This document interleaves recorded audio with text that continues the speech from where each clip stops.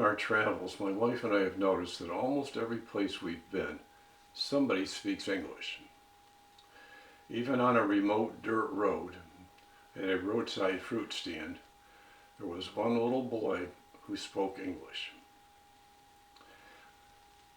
Something else we've noticed is that not everybody speaks the same English. For example, at the Frankfurt Airport in Germany, just outside the airport, there's a collection of hotels and shops and high-rise buildings. And if you go out to one of the hotels and talk to a doorman or a valet or a desk clerk, you're going to get different answers about transportation between the hotels and the terminals at Frankfurt Airport. It all revolves around the definitions of words such as bus, autobus, city bus, airport bus, shuttle bus. It seems that there's an airport bus that circulates amongst the terminals in the parking lot. There may be a city bus that comes out of Frankfurt, may go to one of the hotel areas, and then circle back through the terminals and return to the city. The other thing we've discovered is that van and bus do not mean the same thing. So asking about shuttle buses and shuttle vans in the same sentence may be interpreted differently. So at one of the hotels, I did ask about a free shuttle bus to the airport. The answer was no.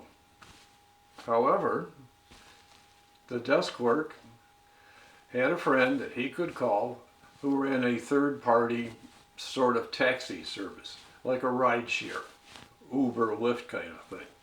And that was the way to get from any one of those hotels, by making a reservation, to be transported to one of the terminals.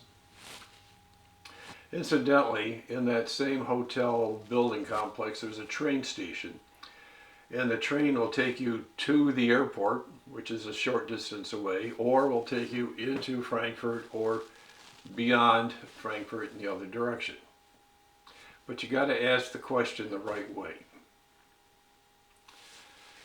There was another incident a few years ago where I was working with some international students who had come to the United States. They were college students, and they were having discussions about their experiences in the United States. And I was also telling stories about some of the things that I encountered while traveling in one of their countries.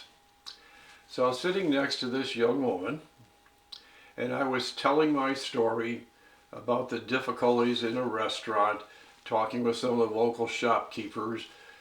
And as I was talking, she would kind of look at me, kind of wide-eyed and in sense of wonderment. Now the party hostess kind of leaned across the table to this young lady sitting next to me and said, "Is he pulling your leg?" Well, her face turned red. She looked kind of shocked, and she said, "Oh no, he's not touching me." So we got to be careful of colloquialisms. For another story, I was on a walking tour, a historical tour, in an old city in Europe, and the guide was telling us that the bridge we were on was very important because the bridge was where all the rebuilding supplies crossed back and forth the river to bring the city back to its normal state. So one of the people in the group said, "Oh, then the bridge was not bombed during the war." And the young guide said, "No, it was not bombed." So the follow-on question was, well, if all the other bridges were bombed, yes, they were bombed, well, why wasn't this bridge bombed? It hadn't been built yet. So a little translation between English and what's going on in the minds of the guide. At another hotel in Europe, I was waiting in line to talk to a tourist information person, and the couple at the front of the line asked the tour information person, "What is the best way to go downtown?" Well, the tourist information person didn't understand the meaning of the word downtown. So from some people in line and from some of the hotel staff, it was finally decided that downtown meant marketplace, or possibly central. So the clerk said, "Oh yes, I can give you directions." So again, the couple said, "What is the best way to go there?"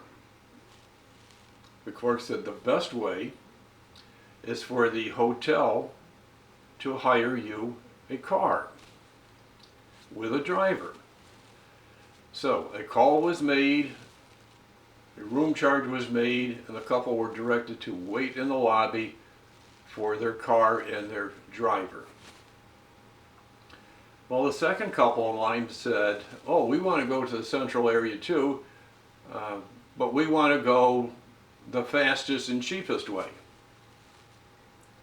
And the tour guide said, or the tourist host said, "Oh, we'll go out the front door of the lobby, turn right, and about 50 meters past the building, there's an underground station, a metro station.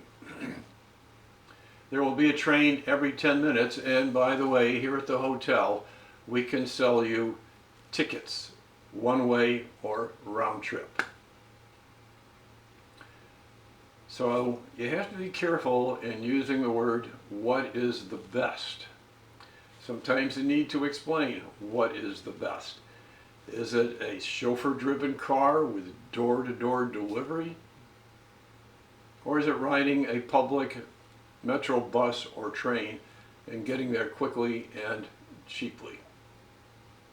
What my wife and I eventually learned is that with talking to people, even though we all speak English, sometimes we have to be careful in the selection of our words, and sometimes we may have to repeat ourselves just to make sure we understand. We've also found out that Americans are not the only ones that speak loudly. You know, Americans speak two languages, English and loud English. Well, we've encountered gruff, exasperated store clerks who were upset because we seem to be asking the same questions over and over again. And although we explained that we were ensuring that we were trying to get precise information, the explanation didn't carry over. "Why do you keep asking the same question?" Okay.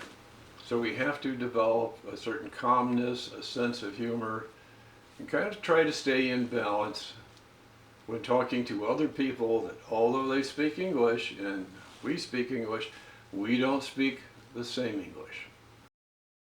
So at the end of this video, I'm extending an invitation to you to subscribe.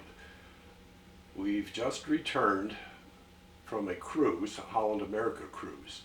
We started in Boston, we went to Portland, Maine, then we went to Halifax and to Sydney, and then we went to Charlottetown at Prince Edward Island, then a cruise along the river, St. Lawrence River, into Quebec, and from Quebec then we went to Montreal before returning home.